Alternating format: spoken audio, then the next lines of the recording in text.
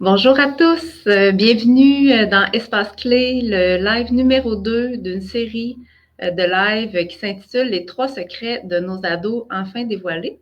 On est très content de vous accueillir pour un deuxième live aujourd'hui. Puis on vous le dit tout de suite, le premier live était peut-être plus officiel, plus costaud, parce qu'on avait peut-être plusieurs choses à aborder, comme se présenter, présenter Espace Clé, se présenter comme personne, en plus d'aborder le premier secret. Et aujourd'hui, ben, on va se donner la mission de rentrer en dedans de 30 minutes pour aborder le deuxième secret que les ados nous ont dévoilé et qu'ils n'osent pas dévoiler à leurs parents. Donc, très heureux d'être ici. Puis, en plus, on est en direct des îles de la Madeleine, 1 heure plus tard dans les Maritimes. Donc, très, très heureux d'être là. On a fait une conférence hier. On est encore sur le high de notre conférence. Hein? Oui, salut à tous et puis très heureux aussi de vous avoir. On est vraiment encore sur le high de la conférence. Ça nous a confirmé, en tout cas, la belle trentaine de Madelinos qui étaient là hier nous ont confirmé qu'on est à la bonne place, puis on a une belle mission à transmettre. Donc, on va vous en reparler d'ailleurs de cet événement-là qu'on a fait, qu'on a créé. On a créé un bel espace avec ces gens-là hier. Fait qu'on va vous partager le fruit de tout ça dans les prochains jours. Mais on est pas mal occupés aux îles de la Madeleine, donc on n'a pas encore eu le temps parce que Edmond a fait des camps ici, hein, avec les jeunes. Oui, c'est la deuxième année qu'on propose à ces jeunes-là de pouvoir s'exprimer à travers le ballon. Donc, on est même de l'espace clé dans le camp. Vous verrez, on a quelques anecdotes à vous partager tout à l'heure. Et vraiment, merci de nous suivre et puis merci de vos commentaires en privé. Ça nous donne cette énergie-là. Et comme disait tout à l'heure Christiane, hier, on a vraiment eu la confirmation qu'on est à la bonne place. Tout à fait. Donc, si on se ramène notre premier live au mois de juin, si vous voulez aller le revoir, on vous invite à le faire. Il est disponible sur notre fil d'actualité. On vous dévoilait que c'est les jeunes eux-mêmes qui vous dévoilaient qu'ils n'osaient pas parler de la surcharge qu'ils ont au quotidien, particulièrement la surcharge émotionnelle. Puis on vous amenait une clé qui était l'observation. On vous parlait d'une posture idéale pour accompagner vos enfants. Donc, ça, si vous voulez voir ce contenu-là, n'hésitez pas à aller voir le dernier live. Aujourd'hui, on aborde un deuxième secret, puis c'est un secret finalement qui est tiré des mêmes ateliers avec les jeunes. Donc, on va en profiter pour projeter un petit, ici, un petit PowerPoint tranquillement. Les photos que vous voyez ici, vous les avez déjà vues dans le premier live. C'est vraiment des photos qui représentent comment ça se passe, les ateliers avec les jeunes. Donc, vous voyez que ça se fait dans le plaisir. Puis, on réussit vraiment à créer un cadre qui permet les confidences. Aussi, ce qu'on voulait vous rappeler, si ce n'est pas déjà fait, c'est que vous pouvez vous procurer notre guide dans lequel on aborde plusieurs éléments, des contenus qui viennent rejoindre pas mal ce qu'on aborde dans nos lives, dans nos contenus, dans nos conférences et tout. Donc, on vous le met en commentaire. Vous allez pouvoir aller le télécharger au moment de votre choix. Puis vous allez voir que ce qu'on aborde aujourd'hui est tiré là, en partie du guide. Alors, voilà pour le guide. Et si on poursuit, on voulait quand même, tu sais, c'est une slide aussi que vous avez déjà vue qui concerne l'écosystème de l'adolescent. Puis pourquoi on la ramène, cette slide-là, c'est la seule qu'on ramène du dernier live, mais c'est parce que c'est pour se rappeler que pour qui on est ici aujourd'hui, hein, c'est pour l'adolescent, donc cette petite fille que vous voyez au centre de son écosystème. Puis on voulait se rappeler à quel point il y a des gens qui gravitent autour de nos adolescents. Alors, Edmond, je te laisse poursuivre. Donc, c'est vrai que pour faire du pouce, on l'avait vu là, au dernier live que cet écosystème-là est quand même surchargé, entre autres l'école, psychologue, professeur, entraîneur. On avait dit que chaque intervenant avait des attentes envers l'enfant, l'enfant avait lui-même des attentes envers eux. Mais la question qu'on se pose, c'est que cet enfant-là, qui vit toutes ces surcharges, mais il a quand même besoin de pouvoir en parler. Et on aimerait vous sensibiliser, les parents, sur votre enfant, quand il veut parler à la base, vous êtes les premières interlocuteur. Simplement, ils ne trouvent pas les mots, peut-être des fois ils ne trouvent pas le courage, ou peut-être que tous les deux, vous ne trouvez pas le moment. Donc l'enfant, après, essaye de pouvoir partager ça, notamment dans des espaces qu'on fait, mais il est dans un processus où vous êtes les premières personnes avec qui il veut se confier. Malgré, il peut y avoir des dissonances, des fois vous pouvez ne pas être d'accord, mais votre enfant vous aime, vous aimez votre enfant, et on va essayer de vous montrer sur la slide suivante qu'est-ce qui fait qu'il a des réticences à vous partager par moment des secrets. Alors, je partage à l'instant, on va avoir une petite minute environ de dévoilement de nos vrais ados. Nos parents, par exemple, genre, ils se mettent des idées fixes de qu'est-ce que, genre, on doit devenir ou qu'est-ce que, genre, ils pensent de nous, mais peut-être des fois, en réalité, c'est pas vraiment ce qu'on veut, puis c'est pas vraiment, genre, qui nous sommes. Fait que je pense que c'est un peu ça l'idée C'est qu'on beau. avait, là. Comme si, par exemple, je sais pas moi, ton père, il veut que tu sois médecin de famille, ok? Mais toi, tu sais que Ça te genre, parle pas, ouais. je sais pas où t'en as pas envie, ou il veut que tu deviennes astronaute, mais toi, t'as le goût de continuer de jouer au foot. Mais tu sais, au moins leur en Ouais. parler, ben, ça peut leur enlever cette idée. Et qu'est-ce qui fait que vous en parlez pas? Ben, des fois, c'est plus la crainte de leur réaction. Donc, un des secrets, justement, que nous venons de vous dévoiler là, c'est vraiment la peur de la projection. Je sais pas, on va se donner 10 petites secondes pour atterrir, pour que vous me dites qu'est-ce que vous pensez de cette vidéo-là. On va faire une introspection silencieuse et juste atterrir ce que vous venez d'écouter.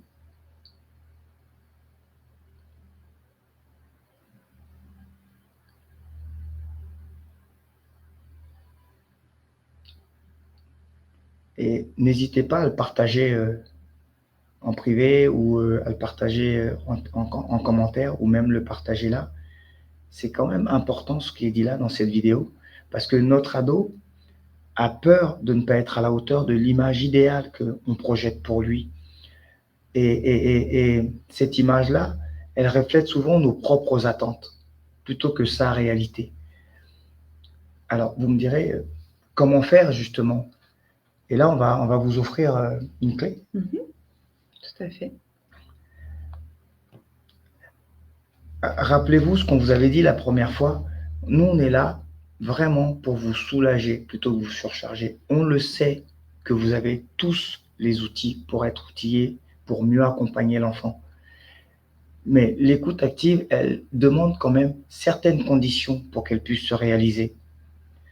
La première des conditions, c'est dans l'espace que vous voulez offrir à votre enfant, c'est la disponibilité et la présence.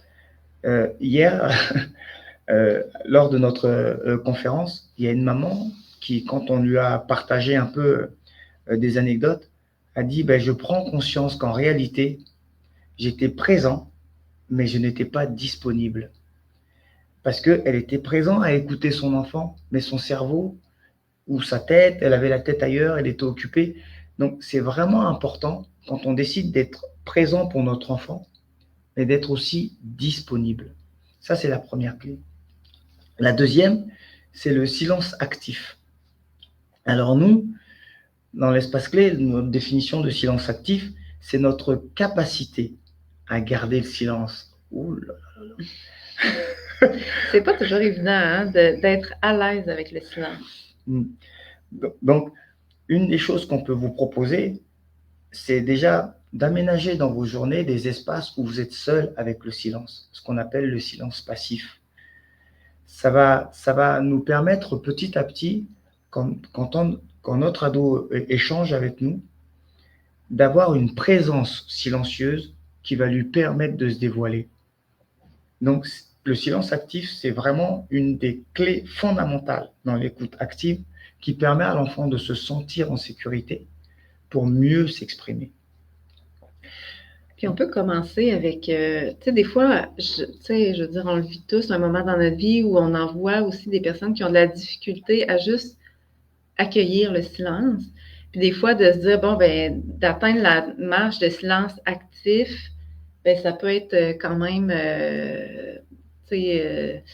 intimidant, je vais dire ça comme ça. Mais si on se donne comme premier pas de juste accueillir le silence, rien d'autre, ben juste imaginer quel espace ça peut donner à notre enfant que de ne pas être à donner des conseils ou à vouloir résoudre les problèmes ou anticiper les préoccupations puis les douleurs de notre enfant.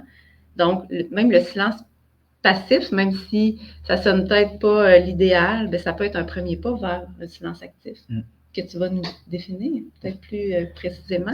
Exactement.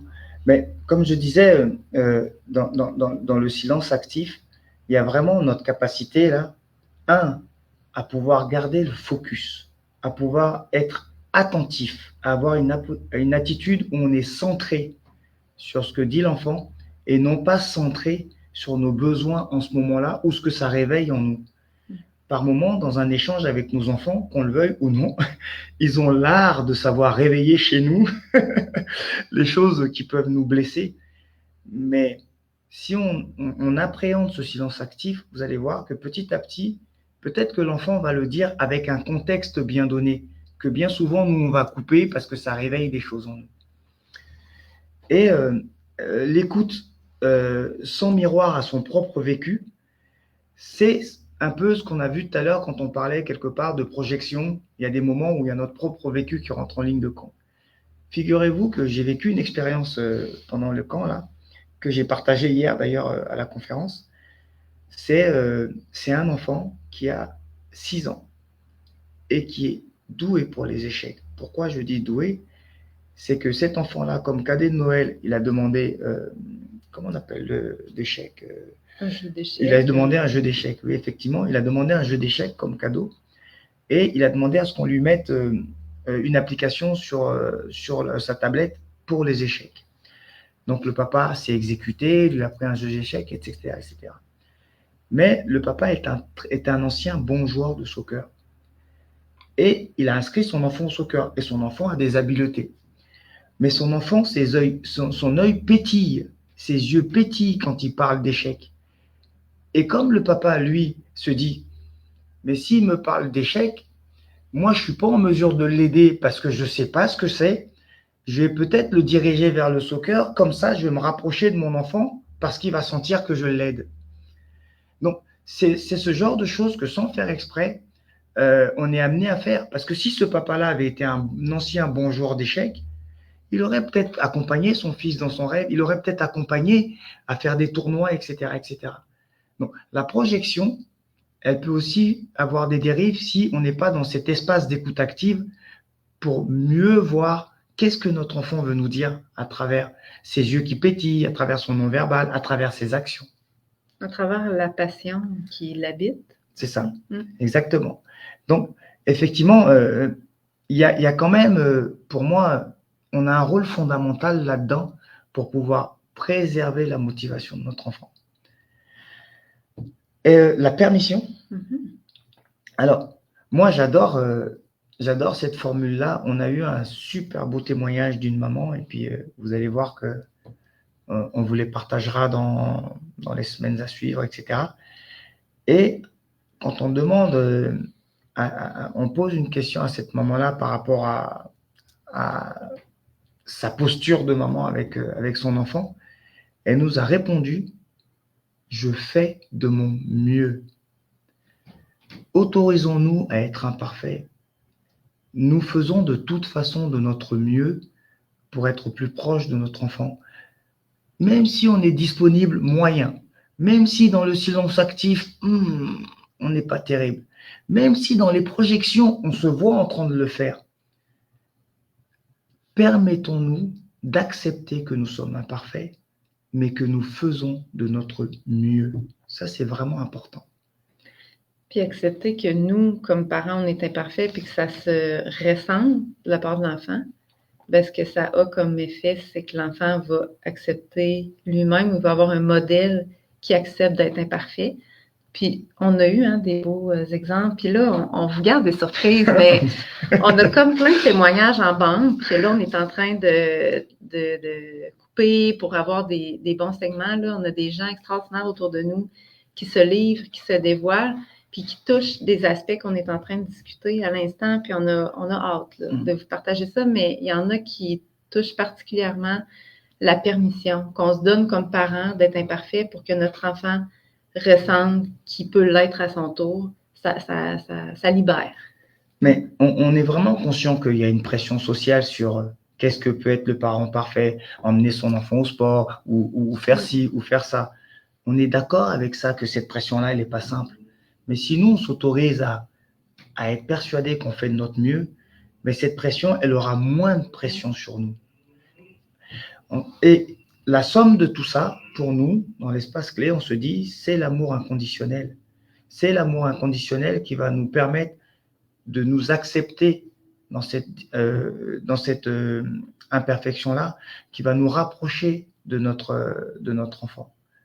Donc, cette clé-là, elle est vraiment importante et moi, je vous lance un défi d'essayer de rentrer en communication avec l'enfant au moment où lui l'aura provoqué, parce que c'est ça qui est important, qu'on le veuille ou non, à un moment donné, ça va venir. D'accord ?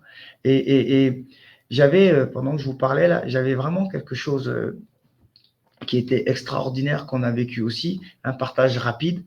C'était cette maman qui nous a partagé par rapport à sa fille qui aimait pas trop le sport. Donc c'est une maman qui adore le sport. Elle est très sportive et puis sa fille, elle est plutôt artistique.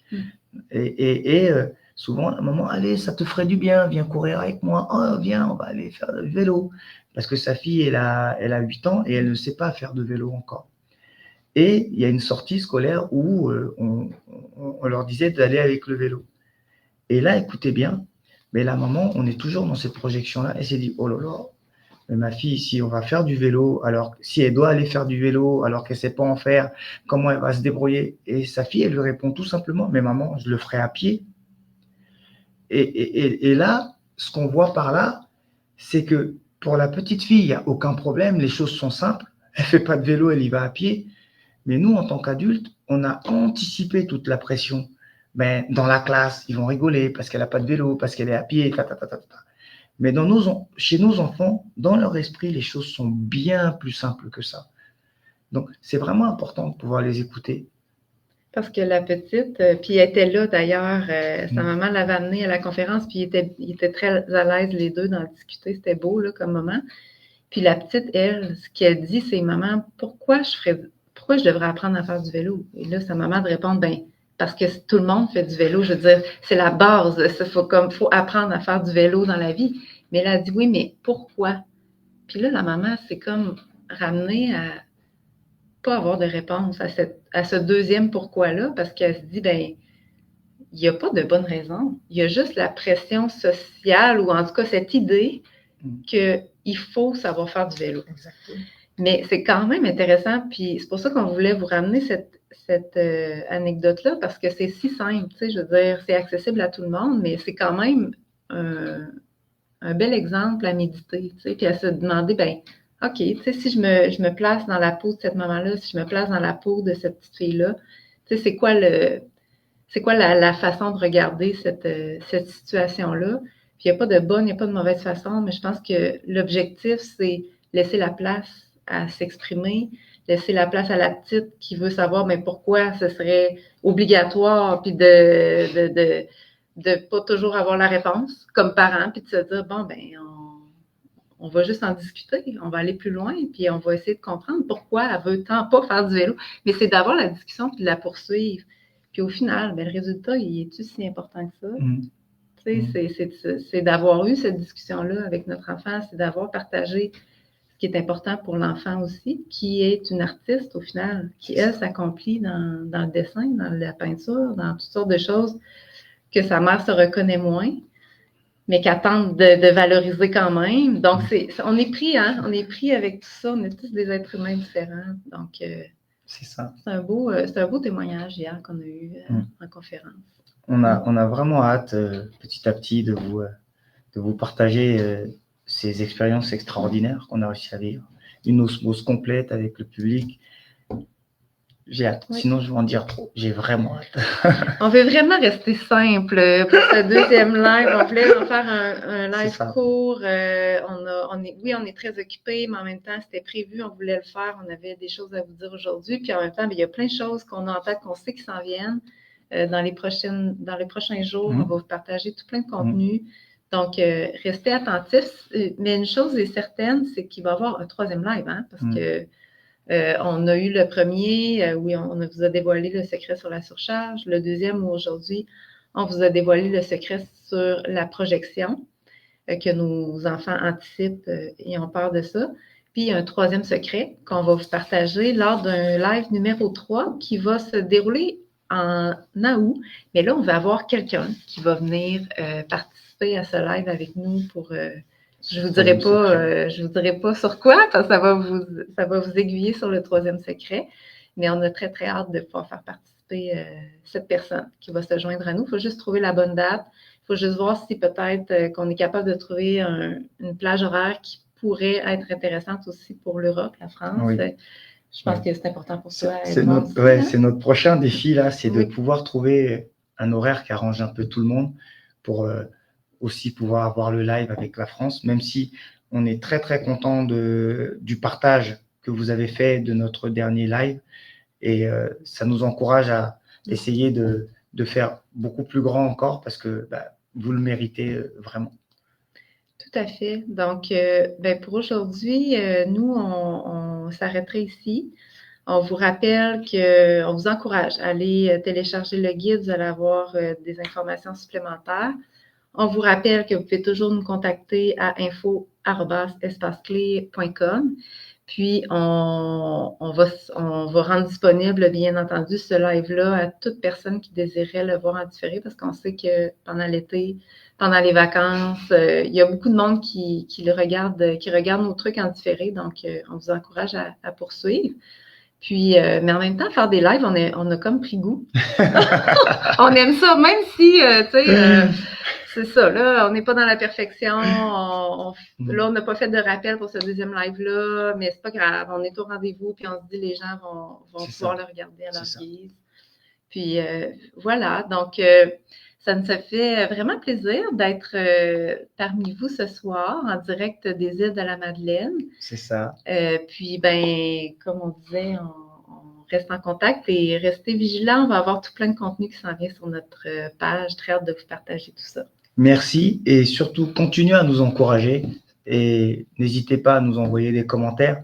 Et moi, je vous dis à très bientôt et on vous dit à très bientôt. Oui, c'est ça. Vraiment bientôt. Ça va être très bientôt. Bye bye. À bientôt.